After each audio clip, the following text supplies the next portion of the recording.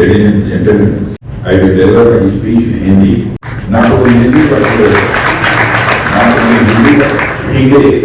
Chief of Naval Staff, Admiral D.K. Tripathi, Defense Secretary, Chief of Air Staff, Air Chief Marshal, Aviation, Defense Secretary J. Rajesh Kumar Singh, DD, R&D and Chairman DIO, Dr. Sabeen B. Kamath, Vice Chief of Army Staff, Lieutenant General Raja Subramanian, the Sanjeev Puri, industry leaders, young entrepreneurs, media director, देवियों, वक्तव्यों, confederation of Indian industry यानी CII की summit आने का आदेश मुझे प्राप्त हुआ था आपके CII के प्रेसिडेंट मिस्टर संजय पुरी कल प्रभात है। मैंने कहा कि दो बड़ी हस्तियों का आदेश है, इससे मुझे निश्चित रूप से इस कार्यक्रम में जाना चाहिए और आज मैं आप सबके बीच यहाँ कार्यक्रम में उपस्थित और इस कार्यक्रम में आकर सचमुच मुझे आप लोगों का जज्बा, आप लोगों का उत्साह देखकर मुझे बेहद खुशी हुई। सबसे पहले तो मैं आप सभी को भारत के दुनिया के 4th लार्जेस्ट इकोनॉमी बनने की बधाई देता हूँ।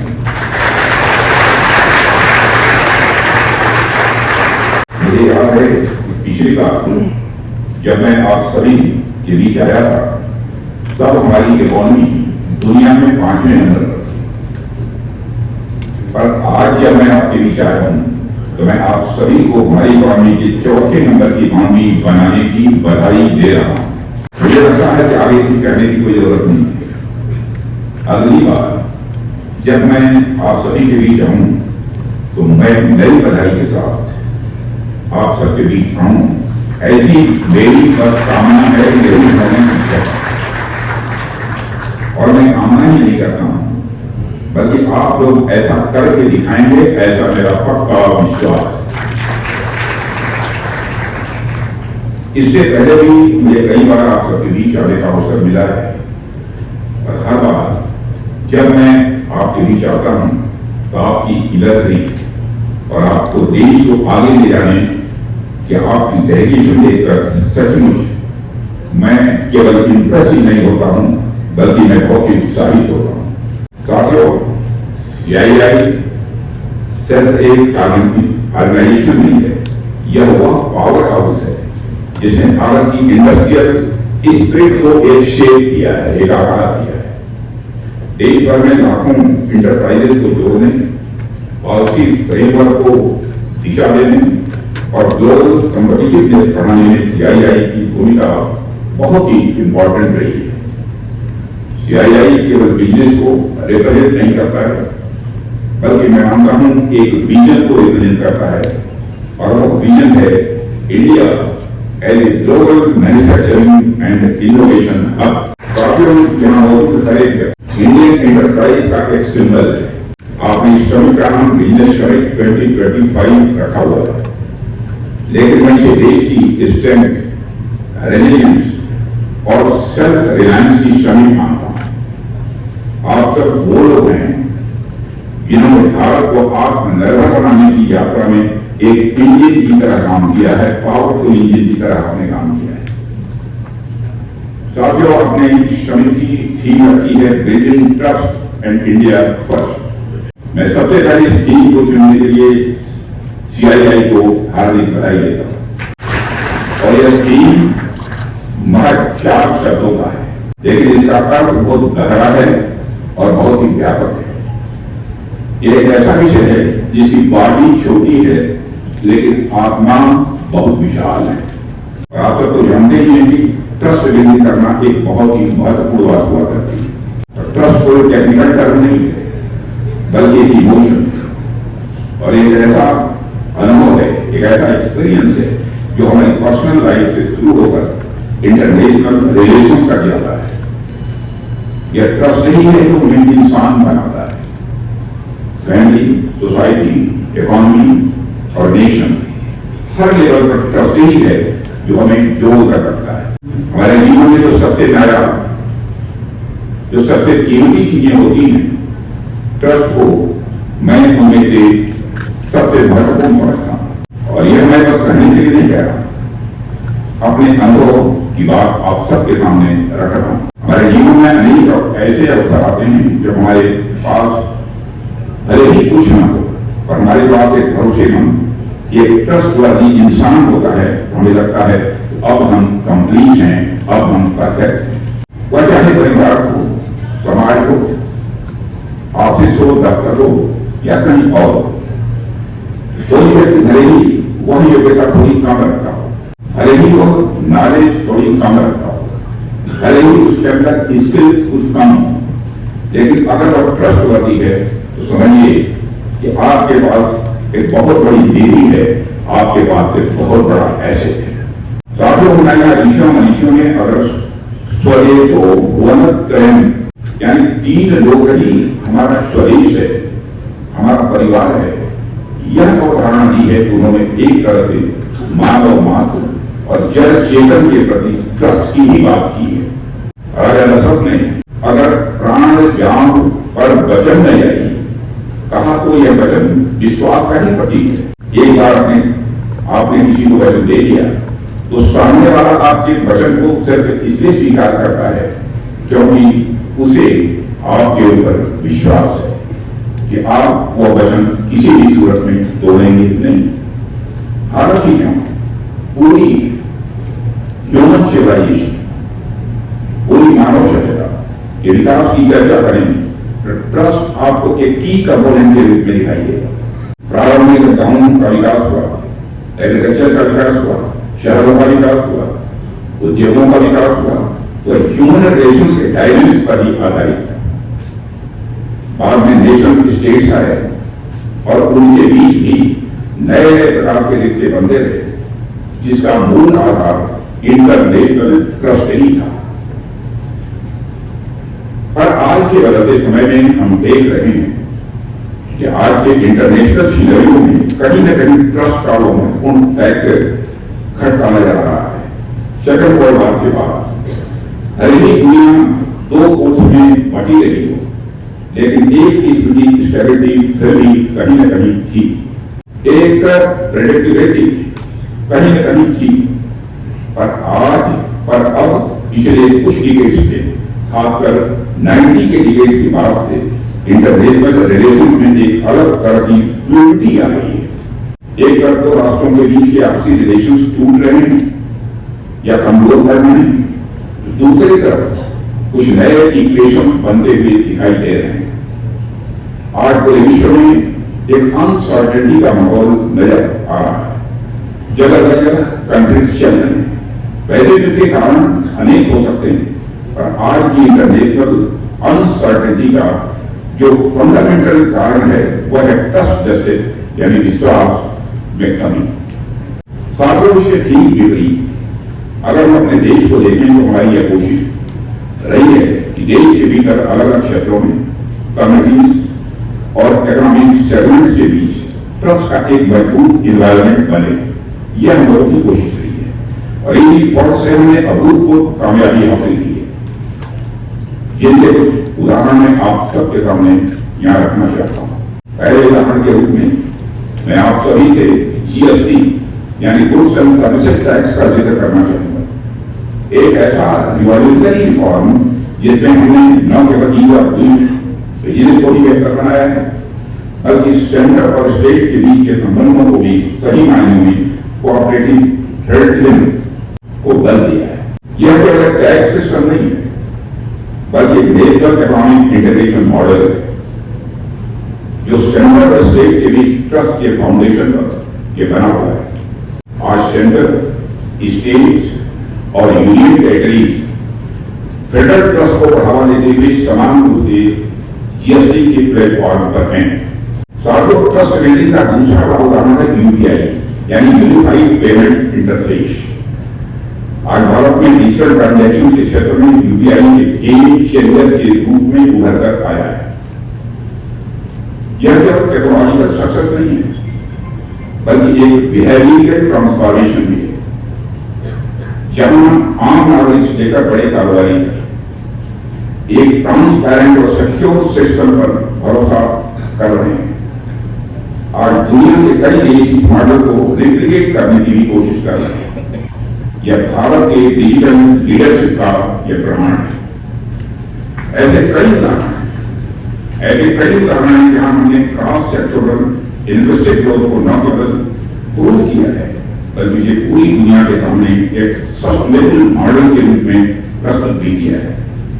इसी का परिणाम है कि आज जब वैश्विक स्तर पर इंस्टेबिलिटी और इकोनॉमिक स्लोडाउन जैसी सिचुएशन बनी है तब भी हमारा भारत अपनी पूरी एनर्जी और सिनर्जी के साथ world fastest growing major economy बना हुआ है।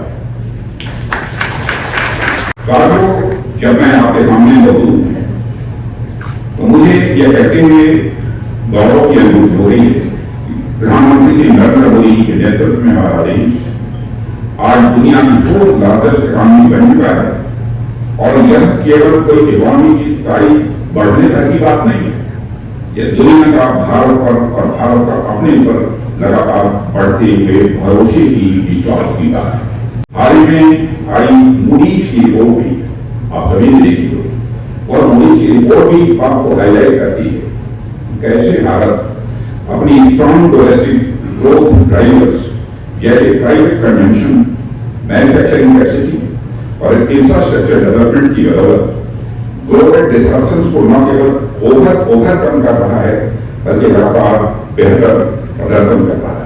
आज हम चुनिंदा देशों में हैं जिनकी इकोनॉमिक रेजिलियंस और पॉलिसी स्टेबिलिटी पर ग्लोबल कॉन्फिडेंस यानी वैश्विक विश्वास लगातार बढ़ता जा रहा है। यानी यह भारत की केवल विकास यात्रा नहीं है, यह भारत की विश्वास यात्रा है। साथियों, एक रक्षा मंत्री के रूप में मुझे यह कहते हुए बेहद खुशी होती है भारत के लगातार आगे बढ़ती यात्रा में देश का डिफेंस सेक्टर भी अपनी एक महत्वपूर्ण भूमिका निभा रहा है। पिछले एक दशक में सरकार के द्वारा लिए गए कई इनिशिएटिव के चलते कई इनिशिएटिव के कारण भारत का डिफेंस सेक्टर एक नई ऊंचाई तक पहुंच चुका है। 10-11 साल पहले जब हमारा डिफेंस प्रोडक्शन अप्रॉक्सिमेटली 43,000 करोड़ हुआ करता था, वही आज बढ़कर 1,46,000 करोड़ तक के रिकॉर्ड आंकड़े रखते हैं।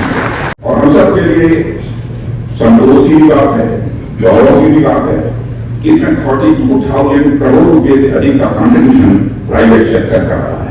इसके लिए आप सबको बधाई देते हैं। इसके साथ हमारा डिफेंस एक्सपोर्ट जो 10 साल पहले 1,000 करोड़ रुपए से भी कम हुआ करता था, 600, 700, अप्रॉक्सिमेटली 700 करोड़, और आज मोर देन 24,000 करोड़ रुपए के रिकॉर्ड आंकड़े को पार कर रहे हैं। ये आदमी बल्कि हमारे सिस्टम्स, सब सिस्टम्स, कंपोनेंट्स और सर्विसेज भी दुनिया के 100 से ज्यादा कंट्रीज तक पहुंच चुके हैं। आज देश में 16,000 से अधिक एमएसएमई डिफेंस सेक्टर से जुड़ी हुई है। मोर देन 16,000 से अधिक एमएसएमई डिफेंस सेक्टर से जुड़ी हुई है। एक छोटी कंपनियां हमारी सप्लाई चेन की बैकबोन बन चुकी है और ये न केवल आत्मनिर्भरता की हमारी जर्नी को मजबूत कर रही हैं, बल्कि लाखों लोगों को रोजगार भी दे रही है। आज हम सिर्फ फाइटर प्लेन्स या मिसाइल सिस्टम नहीं बना रहे हैं, बल्कि हम न्यू एज वॉरफेयर टेक्नोलॉजी के लिए भी तैयार हो रहे हैं। हमारे होम ड्रोन सिस्टम ने आज ऑपरेशन सिंदूर के दौरान पूरी दुनिया को चौंकाते हुए साबित कर दिया है कि हम दुश्मन के किसी भी कवच को भेजने की ताकत रखते हैं।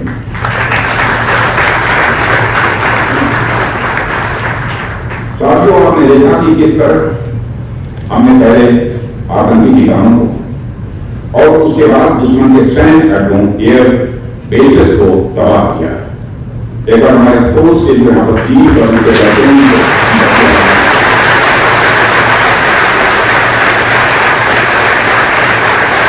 पहले साथियों करने को हम कुछ और नहीं कर सकते थे।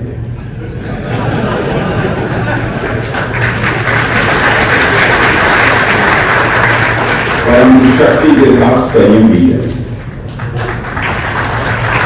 शक्ति और संयम दोनों का समन्वय का हमने दुनिया के सामने एक शानदार उदाहरण पेश किया है।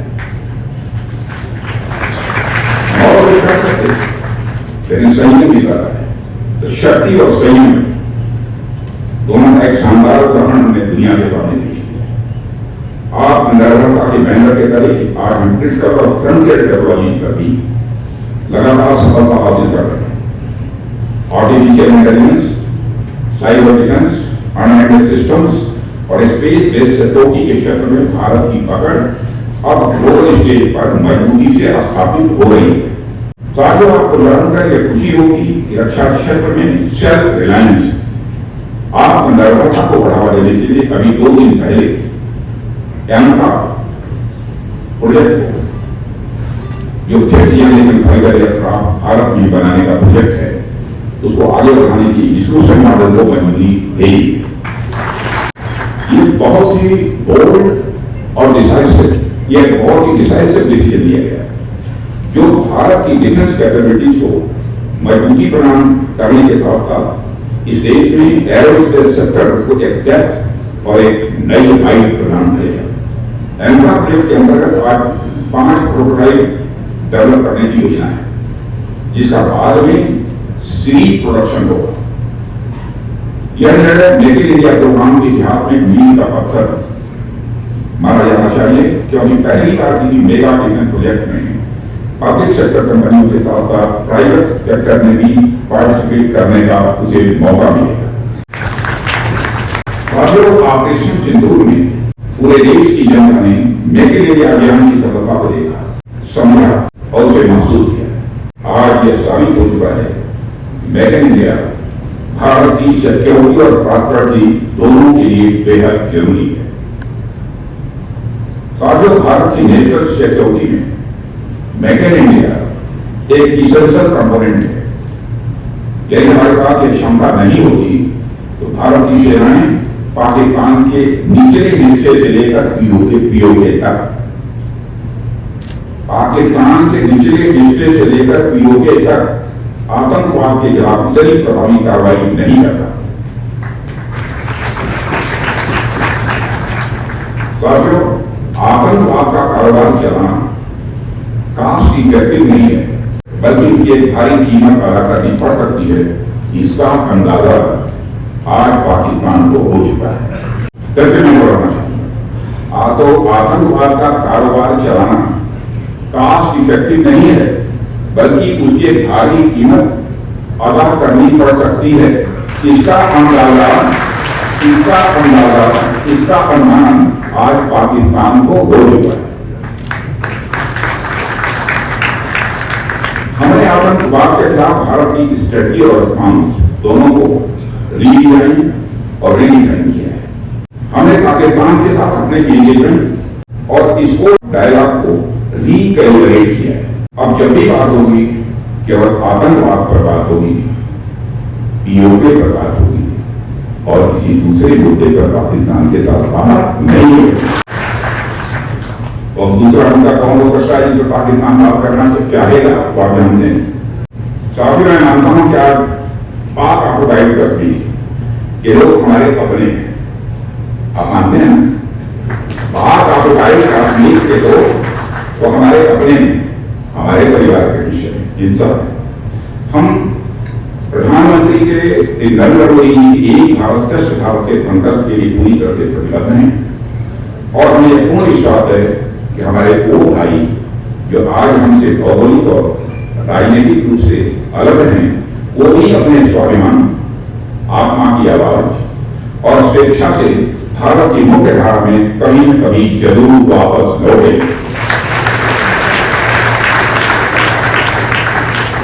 मैं जानता हूं वहां के अधिकांश लोग भारत के साथ एक जुड़ाव महसूस करते हैं। बड़ी संख्या है जो भारत के साथ जुड़ाव महसूस करती है। पीओके में कुछ गिने चुने हैं जिन्हें भटकाया गया है, गुमराह किया गया है। पीओके में रहने वाले हमारे भाइयों की स्थिति कुछ ऐसी ही है जैसे वीर योद्धा महाराणा प्रताप के छोटे भाई शक्ति सिंह। मैं दोहराना चाहता हूं, पीओके में रहने वाले हमारे भाइयों की स्थिति कुछ ऐसी ही है जैसे वीर योद्धा महाराणा प्रताप के छोटे भाई शक्ति सिंह की। छोटे भाई शक्ति सिंह के अलग हो जाने पर भी बड़े भाई महाराणा प्रताप का विश्वास अपने छोटे भाई के प्रति बना रहता है और वो बड़े विश्वास के साथ कहते हैं कि तब बंद को छोड़ पर स्वयं चला आएगा, मेरा ही भाई है, मुझसे दूर कहां जाएगा। हमेशा ही तीनों को जोड़ने की बात करता है और हमें विश्वास है कि प्रेम, एकता और सत्य के मार्ग पर चलकर वह दिन दूर नहीं जब हमारा ही अंग पीओके स्वयं लौट कर कहेगा, मैं भारत हूं, भारतीय हूं, मैं वापस आऊंगा। और वापस आया, मैं भारतीय हूं, मैं वापस आया, यह पीओके कहेगा, ऐसा मेरा पक्का विश्वास है। पीओके भारत से एकजुटता इस देश के सामाजिक और आर्थिक समृद्धि पर निर्भर करती है। साथियों, जब मैं मेक इन इंडिया के माध्यम से प्रॉस्पेरिटी की बात करता हूं तो मेरी बात सिर्फ डिफेंस मैन्युफैक्चरिंग तक ही सीमित नहीं है। मेक इन इंडिया हमारे लिए डिफाइनिंग मूवमेंट है जो 20वीं शताब्दी में जापान में आया। हम जापान की तरह की इंजीनियरिंग, हाई प्रिसीजन मैन्युफैक्चरिंग और फ्यूचर टेक्नोलॉजी के लिए एक डेवलपमेंट हब बन सकते हैं, ऐसा मेरा विश्वास है। साथियों, भारत में टैलेंट की कमी नहीं है। दुनिया के अधिकांश बड़ी बड़ी कंपनियों में भारतीय ओरिजिन के लोग बड़ी संख्या में काम कर रहे हैं। जैसे जापान ने अपनी टेक्नोलॉजी और मैन्युफैक्चरिंग की एक अलग पहचान पूरी दुनिया में बनाई है, वैसे ही भारत की टेक्नोलॉजी और मैन्युफैक्चरिंग भी पूरी दुनिया में जब स्थापित होगी तो उसके बाद हम जब एक ट्रेंड भी बनाएंगे तो उसकी ब्रांडिंग हम इंडियन टेक्नोलॉजी द्वारा निर्मित कर सकेंगे। यानी मेक इन इंडिया के माध्यम से भारत में बनी हर चीज पर प्रीमियम होगा, जैसे कभी मेड इन जापान का होता है। यह हमारे देश में प्रॉस्पेरिटी यानी समृद्धि के नए द्वार खोलेगा। साथियों, यह हम सबका अनुभव है। हमने देखा भी है कि अगर सरकार और इंडस्ट्री एक साथ मिलकर चले तो क्या कुछ संभव नहीं हो सकता है, यानी सब कुछ संभव हो सकता है। प्रधानमंत्री जी की लीडरशिप में आज भारत से डिफेंस टेक्नोलॉजी का कंज्यूमर नहीं रहा, बल्कि प्रोड्यूसर और एक्सपोर्टर भी बन गया है और उस दिशा में तेजी से आगे बढ़ भी रहा है। और जब दुनिया में हाई एंड डिफेंस सिस्टम के लिए अप्रोच करती है तो यह सिर्फ मार्केट इंडिकेशन नहीं होता है, बल्कि भारत की कैपेबिलिटी का सम्मान होता है। साथियों, आज इंडियन इंडस्ट्री ने देश के भविष्य की दिशा तय करने का जो मंच तैयार किया है वह वास्तव में प्रशंसनीय है। मुझे लगता है भारतीय इंडस्ट्री आज भारत के कलेक्टिव एस्पिरेशन की भी संवाहक है। आज हम एक ऐसे पड़ाव पर खड़े हैं जहां गवर्नमेंट और इंडस्ट्री की कॉमन इफोर्ट्स और सिनर्जी ही भारत को अगले डिकेड की वैश्विक महाशक्ति बना सकता है। साथियों, आज के समय में किसी राष्ट्र की शक्ति का मूल्यांकन केवल उसके इकोनॉमिक इंडेक्स जैसे जीडीपी, फॉरेन इन्वेस्टमेंट या एक्सपोर्ट के आंकड़ों से ही नहीं होता है। दुनिया अब यही देखने लगी है कि कोई देश अपने नागरिकों और वैश्विक समुदाय में कितना भरोसा जगा सकता है। क्या उसके लिए अपने देश की संस्थाओं, उसकी नीति और उसकी दिशा पर विश्वास करते हैं? क्या अंतर्राष्ट्रीय मंच पर उस देश को स्टेबल, मैच्योर और रिस्पॉन्सिबल माना जाता है या नहीं? यही वह मापदंड है जो आज के युग में एक राष्ट्र को महान बनाता है। लेकिन साथियों, यह भरोसा अचानक नहीं होता है या किसी नारे, घोषणा पत्र या विज्ञापन से नहीं पैदा होता है। यह राष्ट्रीय सुरक्षा से जुड़ा होता है। अब जब किसी देश को यह आत्मविश्वास होता है कि वो अपने जियो पोलिटिकल इंटरेस्ट को प्रोटेक्ट कर सकता है, अपने नागरिकों की सुरक्षा इंश्योर कर सकता है और भविष्य की अनसर्टेनिटीज के सामने स्थिर रह सकता है, तभी ये सच्चा टिकाऊ विश्वास जन्म लेता है। राष्ट्र का मनोबल तभी ऊंचा रहता है जब मुझे पता हो उसका आज भी सुरक्षित है और आगे आने वाला कल भी सुरक्षित है। इन सबको देखते हुए साथियों, सरकार ने policy clarity, Indianisation, economic resilience और स्ट्रेटेजिक इकोनॉमी को प्रायोरिटी दी है। लेकिन इन एफर्ट्स की सफलता तभी इंश्योर हो सकती है जब आप सभी stakeholders, innovators, entrepreneurs, manufacturers इस नेशनल मिशन में भागीदार बने। आइए हम सभी मिलकर यह संकल्प में इंडिया फर्स्ट न केवल हमारा नारा हो बल्कि हमारी रणनीति और हमारी कार्य संस्कृति, हमारी वर्क कल्चर की आत्मा भी बने। तो आज जो सीआईआई की गैदरिंग देश की इकोनॉमिक स्ट्रेंथ को रिप्रेजेंट करती है। मेरा मानना है कि अगर मैं भारत को 2047 तक एक पूर्णतया विकसित राष्ट्र बनाना है तो उसमें आपका एक बहुत ही महत्वपूर्ण रोल होगा। इसमें कहीं भी दो मत नहीं है, किसी भी प्रकार की कोई डिफरेंस ऑफ ओपिनियन नहीं है। आपका बहुत ही महत्वपूर्ण भूमिका आपकी रहने वाली है। साथियों, आज आवश्यकता है कि इंडियन इंडस्ट्री भी सरकार के साथ कदम से कदम मिलाकर एक ऐसे इकोनॉमिक डॉक्ट्रिन पर विचार करे जिसमें प्रोडक्शन के आम फैक्टर्स के साथ साथ national security, national interest, national goals और नेशनल स्ट्रेंथ का भी एक उचित स्थान रहे। आत्मनिर्भरता हमारा नारा एक इकोनॉमिक पॉलिसी तो है ही, यह एक स्ट्रेटेजिक थिंकिंग भी है। साथियों, सीआईआई के इस महत्वपूर्ण मंच से आज मैं भारतीय इंडस्ट्री से अपील करता हूं कि कंपनी इंटरेस्ट तो स्वाभाविक है, किसी को देखना चाहिए, आप देख ही रहे हैं। नेशनल इंटरेस्ट भी आप देखते ही हैं, लेकिन अब आप नेशनल इंटरेस्ट पर ऐसी परिस्थितियां कुछ जरूरत से ज्यादा कुछ फोकस करने की जरूरत है।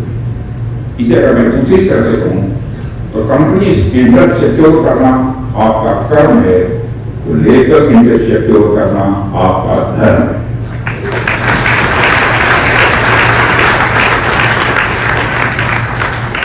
क्योंकि एक मजबूत राष्ट्र का निर्माण उसके सभी सेगमेंट्स हैं, सभी सेगमेंट्स का यह धर्म है।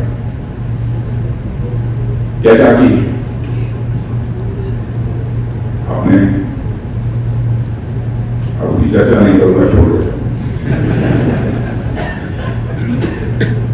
मैं ले जाना चाहता था ऑपरेशन सिंदूर की तरफ, लेकिन मैं ले जाऊंगा, कभी होगा तो देखेंगे।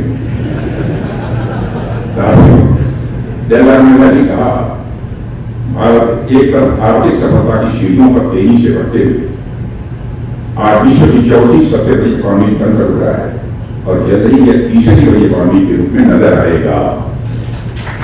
और साथ ही आज के हमारे चैलेंजेस भी लगातार बड़े होते जा रहे हैं। ऐसे में मैं मानता हूं कि सीआईआई जैसी संस्था का रोल और भी महत्वपूर्ण हो जाता है। पूरा देश आपको और भारतीय यूनिवर्सिटी को एक विशेष उम्मीद और क्या उम्मीद ही नहीं बल्कि पूरे विश्वास के साथ देख रहा है। तो आज मेरा मानना है कि सीआईआई इस विषय पर अपना ध्यान अनिवार्य रूप से दे दिया है और मैं देख रहा था कि इस समिट में आप लोग national manufacturing mission, climate resilient agriculture, Jio politics of energy transition, AI ecosystem और सब लेवल डेवलपमेंट और डिजिटल एज जैसे कई अलग अलग डायमेंशन पर सेशन भी आप आयोजित कर रहे हैं। क्या आपके कॉम्प्रिहेंसिव आउटलुक और नेशनल इंटरेस्ट पर काम करने का आपका जो रिजॉल्व है, उस रिजॉल्व को ये दर्शाता है। मैं आपके द्वारा आयोजित इस समिट की सफलता की कामना करता हूं और एक बार फिर से आप सबको अपनी हृदय से हार्दिक शुभकामनाएं देते हुए और इस कार्यक्रम में आमंत्रित करने के लिए आभार व्यक्त करते हुए अपना निवेदन समाप्त करता हूं। आप सबको बहुत बहुत धन्यवाद।